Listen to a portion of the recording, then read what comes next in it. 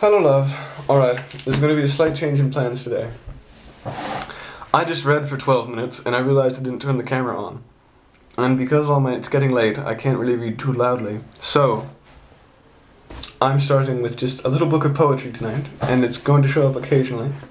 This is Archy and Mehitabel by Don Marquis, with pictures by George Harriman.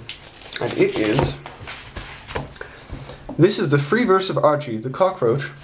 Archy has the soul of a poet, and he cannot resist the temptation to express himself in verse, so every night he climbs on the boss's typewriter and jumps up and down on the keys. Here is the record of what life looks like from the viewpoint of a cockroach. Archy has a lot to say about insects and beasts and human beings in general, but especially about Mehitabel the cat. Mehitabel is a feline to the tips of her claws, and her adventures are romantic, capricious, and coibantic. But though toujours gay, she is always a lady, for she claims that formerly her spirit was incarnated in the body of Queen Cleopatra. George Harriman, creator of Crazy Cat, has seen to it that all of Archy's friends and enemies, from Freddy to the rat, to the warty Bliggins, the toad, and the are magnificently represented. Many have called this Don Marquis' masterpiece, and saying that is an awful lot. Crazy Cat was a very popular comic strip. So, dedicated to Babs, with Babs knows what, and Babs knows why.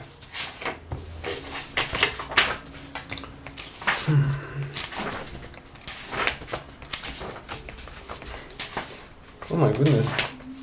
Alright, Chapter 1, Archy and Mehitabel. Chapter 1, The Coming of Archy. The circumstances of Archy's first appearance are narrated in the following extract from the Sundial column of the New York Sun. Talbot's Ferry possesses a rat which slips out of his lair at night and runs a typewriting machine in his garage. Unfortunately, he has always been interrupted by the watchman before he could produce a complete story. It was at first thought that the power which made the typewriter run was a ghost instead of a rat. It seems likely to us that both a ghost and a rat. Mademoiselle Blavatsky's ego went to the White Horse after she passed over, and someone's personality had undoubtedly gone into this rat.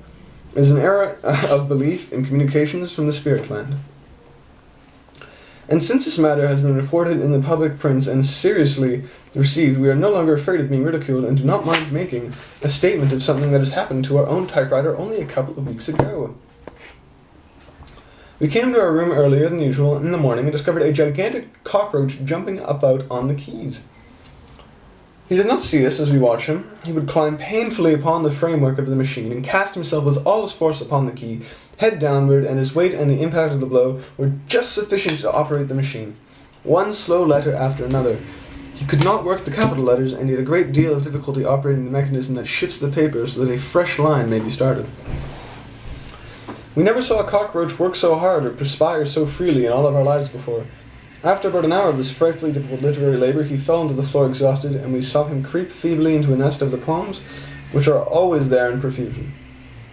Congratulating ourselves that we had a sheet of paper in the machine tonight before us, so that all this work had not been in vain, we made the examinations, and this is what we found. And this is the first poem. Expressing is the need of my soul. I was once a vers libre bard, but I died and my soul went to the body of a cockroach. It has given me a new outlook upon life. I see things from the upper side now. Thank you for the apple peelings in the waste paper basket. But your paste is getting so stale I can't eat it. There's a cat here called Mehitabel I wish you would have. Removes. She nearly ate me the other night. Why don't she catch rats? That is, what is she supposed to be for? There's a rat here she should get without delay. Most of these rats are just rats. But this rat is like me, and he has a human soul in him. He used to be a poet himself. Night after night I have written poetry for you on your typewriter. And this big brute of a rat who used to be a poet comes out of his hole when it is done and reads it and sniffs at it. And there's a picture. He reads it and sniffs at it. Punk. Just adorable pictures. He is jealous of my poetry. He used to make fun of it when we were both human. He was a punk poet himself, and after he has read it, he sneers, and then he eats it. I wish you would have Mehitabel kill that rat, or get a cat that is onto her job, and I will write you a series of poems showing how things look. To a cockroach. That rat's name is Freddy. The next time Freddy dies, I hope he won't be a rat, but something smaller, I hope will be a rat. In the next transmigration, and Freddy a cockroach, I will teach him to sneer at my poetry then. Don't you ever eat any sandwiches in your office? I haven't a crumb of bread for a don't know how long, or piece of ham or anything but apple paring, and paste leaving a piece of paper in your machine. And paste leave a piece of paper in your machine every night. You can call me Archie. There's another little picture. Whew! So stale I can't eat it. Alright. And we have time for one more poem. Mehitabel was once Cleopatra. Boss, I am disappointed in some of your readers. They are always asking how does Archie work the shift so as to get a new line, or how does Archie do this or do that.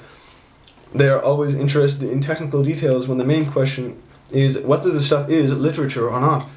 I wish you would leave that book of George Moore's on the floor.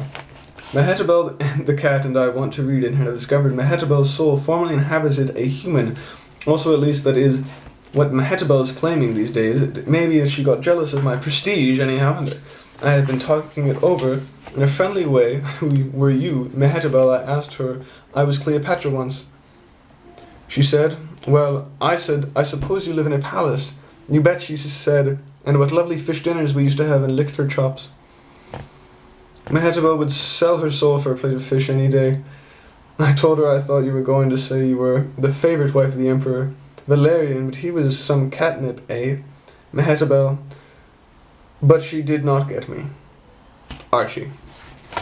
I was Cleopatra once, she said, with a little image. Alright, I'm going to put the bookmark in. So shaking things up a little bit tonight with this new book, but I'll keep reading The Light Princess tomorrow. Alright. I love you dearly. Sleep well, keep calm, find a llama, carry on. I'll be home soon. I love you and I miss you.